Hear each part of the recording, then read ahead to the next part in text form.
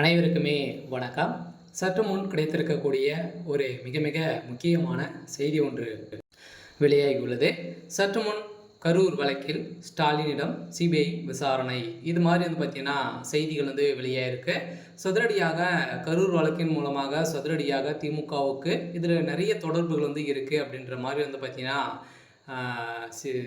தவக வழக்குப்பதிவு செஞ்சுருந்தாங்க. இந்த வழக்குப்பதிவின் அடிப்படையில் சதுரடியாக இந்த கரூர் நடந்த 41 உயிருக்கு மேலே பார்த்தீங்கன்னா உயிரிழந்திருக்கக்கூடிய சம்பவத்தின் அடிப்படையில் சதுரடியாக இந்த வழக்கில் யார் குற்றவாளி அப்படின்ற மாதிரி பார்த்தீங்கன்னா நீதிமன்றத்தில் வழக்கு தொடர்ந்த நிலையெல்லாம் இப்போ அதிரடியாக இந்த வழக்கில் செந்தில் பாலாஜிக்கும் அதேமாதிரி முதல்வர் ஸ்டாலின் அவர்களுக்கும் சிபிஐ விசாரணையில் பார்த்தீங்கன்னா ஈடுபடுத்தியிருக்காங்க. இந்த விசாரணை அடிப்படையில் கொஞ்சம் உண்மைகள்லாம் பார்த்தீங்கன்னா வெளிவந்திருக்கு. இந்த நிலையில் தான் சதுரடியாக முதல்வர் ஸ்டாலினுடைய கதை ஒட்டுமொத்தமாக முடிய போகுது. இதை பற்றி இந்த வீடியோவில் நம்ம முழுமையாக பார்க்கலாம். அதுக்கு முன்னாடி நம்ம சேனலுக்கு இப்போ தான் நீங்கள் முதல் முறையாக வந்திருக்கீங்க அப்படின்னா மறக்காமல் நம்மளுடைய சேனலை சப்ஸ்கிரைப் பண்ணி சப்போர்ட் பண்ணுங்கள். வாங்க வீடியோக்குள்ளே போகலாம். பார்த்தீங்கன்னா சமீப காலத்தில் கரூரில் பார்த்தீங்கன்னா நடிகர் விஜய் தமிழக வெற்றி கழகத்தில் கூட்டத்தில் நிகழ்ச்சியில் கலந்து கொண்டு நெரிசல் தொடர்பாக பார்த்தீங்கன்னா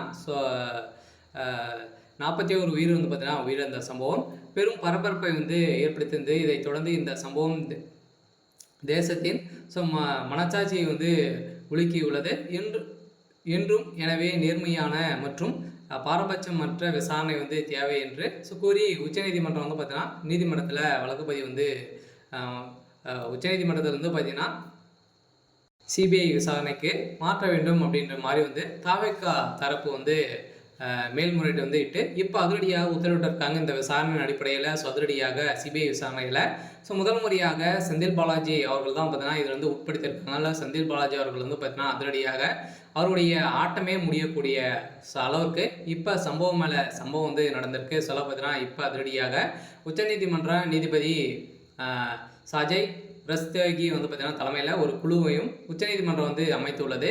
இதன் தொடர்பாக இவருக்கும் திமுகவுடைய தலைமைக்கும் நிறைய தொடர்புகள் இருக்குது அப்படின்ற மாதிரி பார்த்தீங்கன்னா இப்போ வெளியே இருக்குது. இந்த சிபிஐ விசாரணையின் அடிப்படையில் அதிரடியாக விஜய் அவர்களுக்கு ஒரு மிகப்பெரிய வெற்றிகள் வந்திருக்கு. இருந்தாலுமே இந்த கரூர் வழக்கில் முதல்வர் ஸ்டாலின் அவர்களுக்கும் இதில் தொடர்பு இருக்குது. இது ஒரு மிகப்பெரிய கூட்டு சதி அப்படின்ற மாதிரி தான் பார்த்தீங்கன்னா அனைவருமே குற்றச்சாட்டுகள் வைத்திருக்கக்கூடிய நிலையில் இப்போ இந்த கரூர் வழக்கின் மூலமாக முதல்வர் ஸ்டாலின் அவர்களுக்கும் சிபிஐ விசாரணை போகணும் அப்படின்ற மாதிரி மேல்முறையீட்டு இட்டிருக்காங்க. இருந்தாலும் இதோடு முதல்வர் ஸ்டாலினுடைய கதை முடியறதுக்கான நேரம் வந்திருக்கு. சரி, ஓகே. இன்னைக்கான அப்டேட் இதுதான். மறக்காமல் நம்மளுடைய சேனலை சப்ஸ்கிரைப் பண்ணி சப்போர்ட் பண்ணுங்கள். தேங்க்யூ.